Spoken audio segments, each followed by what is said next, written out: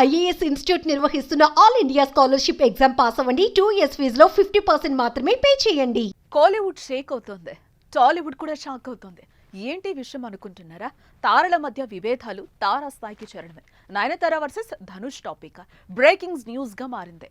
ధనుష్ చేసిన పనికి నయనతార గరం అవుతున్నారు. ఈ చిల్లర పనులేంటి ధనుష్ అంటూ తిట్టిపోస్తున్నారు. ఇంతకీ ఏం జరిగింది వారి మధ్య? ధనుష్ పై లేడీ సూపర్ స్టార్ ఆగ్రహానికి కారణం ఏంటి?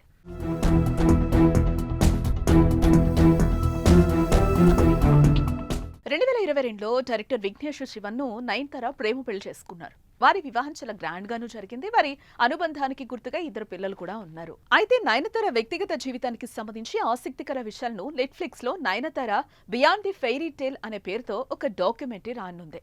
ఈ డాక్యుమెంటరీలో తమిళ దర్శకుడు విఘ్నేష్ శివన్ తో నయనతార ఎలా ప్రేమలో పడిందనేదే ఉండబోతోంది. అనేక అడ్డంకులు సవాళ్లను దాటి ఈ డాక్యుమెంటరీ నవంబర్ 18 నుంచి స్ట్రీమింగ్ చేయనున్నారు.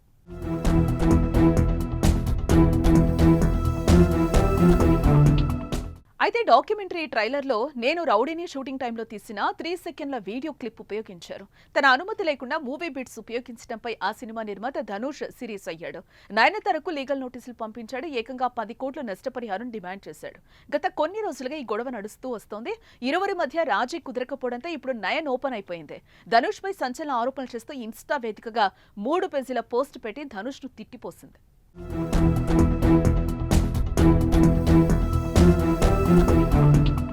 తండ్రి ప్రముఖ డైరెక్టర్ అయిన అన్నయ్య అండతో నటుడిగా ఎదిగిన నువ్వు ఇది చదివి అర్థం చేసుకుంటావని అనుకుంటున్నాను.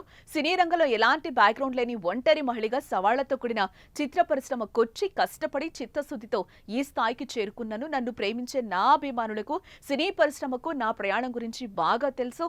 నా డాక్యుమెంటరీ కోసం పలువురు సినీ ప్రముఖులు సాయం చేశారు. దీని రిలీజ్ కోసం నేను నా ఫ్యాన్స్ ఎదురు చూస్తున్నాం. అయితే మాపై నీకు పగుంది, కానీ అది ఈ ప్రాజెక్టు కోసం కష్టపడిన వారి జీవితాలపై అది ప్రభావం చూపిస్తుంది. నా శ్రేయోభిలాషులు చెప్పిన మాటలు, నా సినిమా క్లిప్స్ ఇందులో జోడించాం. కానీ నాకు ఎంతో ప్రత్యేకమైన నానుం రౌడీదాన్ ఉపయోగించలేకపోయాం. అందులోని పాటలు మా డాక్యుమెంటరీకి బాగా సెట్ అవుతాయి. కానీ ఎన్నిసార్లు రిక్వెస్ట్ చేసినా నువ్వు నో చెప్పడం నా మనసును ముక్కలు చేసిందని నయనతార రాసుకొచ్చారు.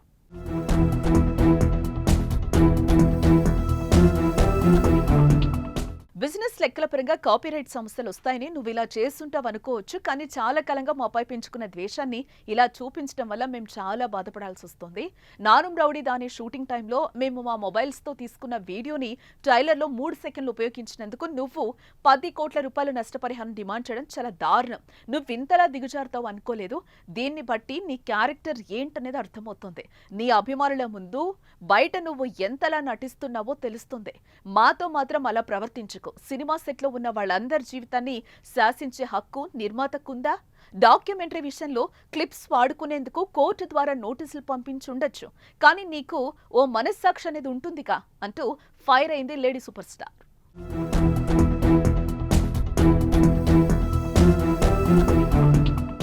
సినిమా రిలీజ్ అయి 10 ఏళ్లు దాటిపోయింది. అయినా సరే ఇప్పటికే బయటకు ఒకలా లోపల మరోలా నటిస్తూ ప్రపంచాన్ని ఎలా మోసం చేస్తున్నావు? ఈ మూవీ గురించి అప్పట్లో నువ్వు చెప్పిన షాకింగ్ విషయాలు నేను ఇప్పటికీ ఏవీ మర్చిపోలేదు. నానుం రౌడీ దాని బ్లాక్ బస్టర్ హిట్ అవ్వడం నీ ఈగోని హట్ చేసిందని నాకు తెలుసు. 2016 ఫిలింఫేర్ అవార్డు వేడుకలోనూ నీ అసంతృప్తిని బయటపెట్టావు.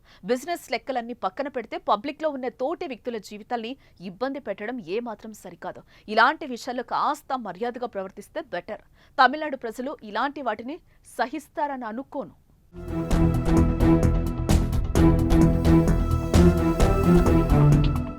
ఈ లెటర్ ద్వారా ఒక్కటే విషయం చెప్పాలనుకుంటున్నాను. నీకు తెలిసిన వాళ్ళు సక్సెస్ అవ్వడం చూసి ఈగో పెంచేసుకున్నావు. దాన్ని నీ మనసులో నుంచి తీసివేస్తావని అనుకుంటున్నాను. ప్రపంచం అందరిది.